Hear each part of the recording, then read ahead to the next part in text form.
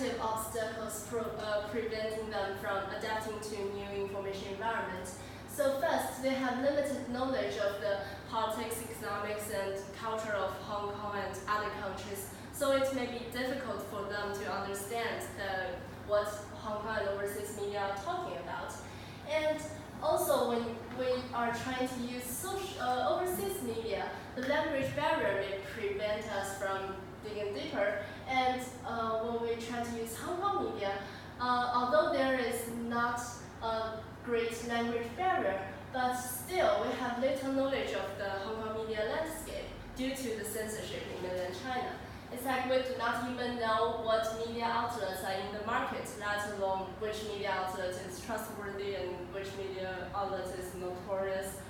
So as is pointed out by Roberts in her 2018 book, even a small increase in cost will greatly hinder people's attempt to get certain information.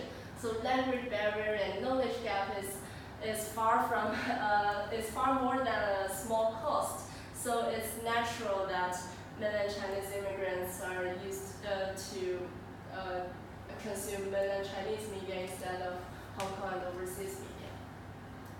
So now let's talk about their ideology. This is basically a definition. We followed Pan and Xu's 2018 study to define conservative and liberal. The definition of left-wing conservative is basically politically authoritarian and nationalistic, economically support government intervention in the economy, and culturally support traditional cultural values or social values. And left-wing liberal are those who support individual freedom and democracy, and economically they tend to support free markets, and culturally they are open to new cultural values or social norms. So afterwards, when I talk about politically conservative, I'm talking about authoritarian and nationalistic. When I talk about culturally liberal, I'm talking about opening to new values. So this is basically the definition. And here are our measurements. We measured people's general ideology and their attitudes towards Hong Kong specific topics, and their attitude change after coming to Hong Kong. Every type of ideology is measured in these three perspectives: political, economic, and culture. So here is their general ideology. Our participants are politically conservative, economically liberal, and culturally liberal as well. And we also found some correlations between their political, economic, and cultural attitudes. We found that conservative political values can predict conservative economic and cultural values, while liberal political values can predict liberal economic and cultural values. So this pattern consists with Pan and Xu's study. They identified the ideological pattern of mainland Chinese, and the pattern is similar to our pattern identified for mainland Chinese immigrants in Hong Kong. And this is their attitudes towards Hong Kong topics, political attitude towards Hong Kong topics. We found our questions measuring their political attitude towards Hong Kong topic can really be divided into these two dimensions. The first dimension is measuring their support for freedom of speech. This is measured in question 1 and question 2. Question 1 is in blue, and question 2 is in orange. As you can see, this zero line means a neutral attitude, and positive values here means a liberal attitude, and negative values there means a conservative attitude. As you can see, for the first two questions, their attitude is pretty liberal. The first two questions are, the first one is about their attitude towards protests. We asked them, do you think too many protests will undermine Hong Kong's competitiveness? And they think no, too many protests will not hinder Hong Kong's development. So actually they support protests pretty much. And then the second question, we asked them, do you think Hong Kong people should have the right to discuss Hong Kong independence? And majority of them think yes, Hong Kong people should have the right. So therefore, we can see they are they give pretty much support to freedom of speech. Well, when we are measuring their support for national unity, we use these three questions. The third question, we asked them their attitude towards Basic Law Article 23. Basically, Hong Kong government should enact laws to prevent, prohibit treason, secession, sedition, subversion against the Chinese government. So they are pretty conservative on this topic. As you can see in the green line, most of them hold a conservative attitude, which means they think Hong Kong government should enact such laws. And we also asked their attitude towards Proposition 831. Basically, Hong Kong people should have the universal suffrage among pre-approved candidates. The statement is that Proposition 831 is a good policy, and majority of them think, yes, this proposition is a good policy.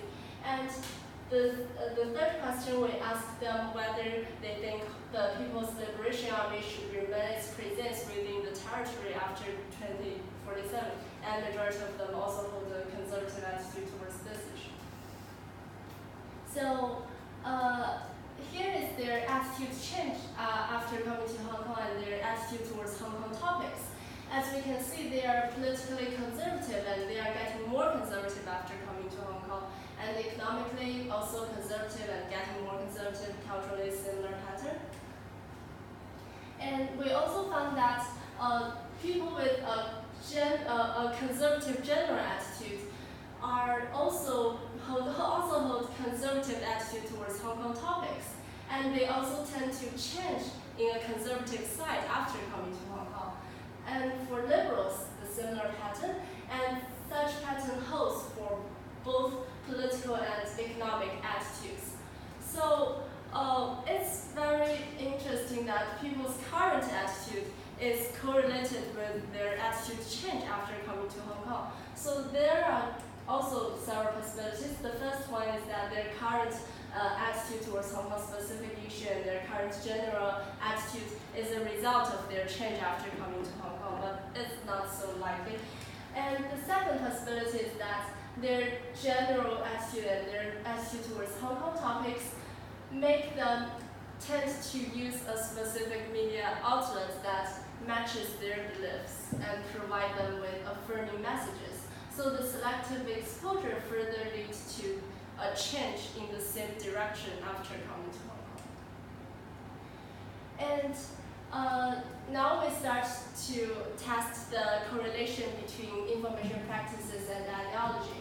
We found that the use of mainland Chinese traditional media is correlated with more support for national unity. The use of overseas traditional media is correlated with more support for freedom of speech, while the use of Hong Kong traditional media is correlated with both more support for freedom of speech and less support for national unity. As we can see, the use of Hong Kong traditional media is more powerful than the use of overseas media in predicting people's attitude change after coming to Hong Kong. And then this is the relations between political discussions and ideology. We found no significant correlations between people's use of mainland Chinese, people's discussions with mainland Chinese people and their political attitude.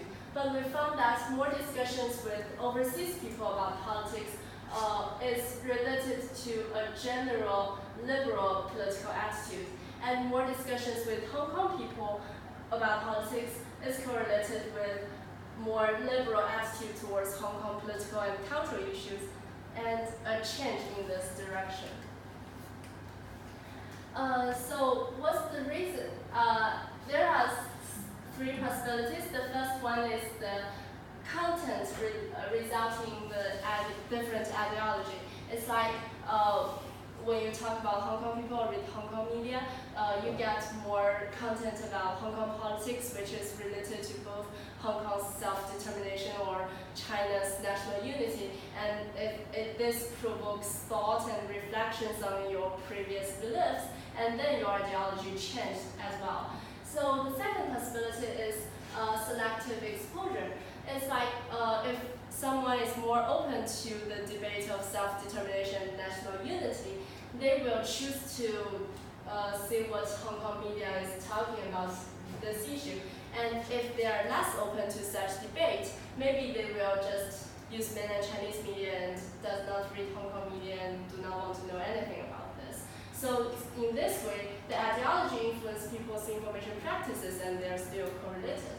And the second possibility is the different mentality when reading Hong Kong and overseas media.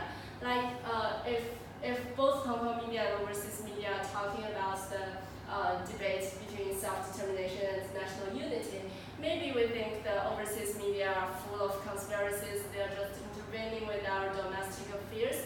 But maybe we think Hong Kong people know better about this fact and they know what's the situation in Hong Kong and mainland China, and they are reasonable in terms of their discussions. So we have different mentality when reading, and this mentality results in the difference between Hong Kong and overseas media in their influence on people's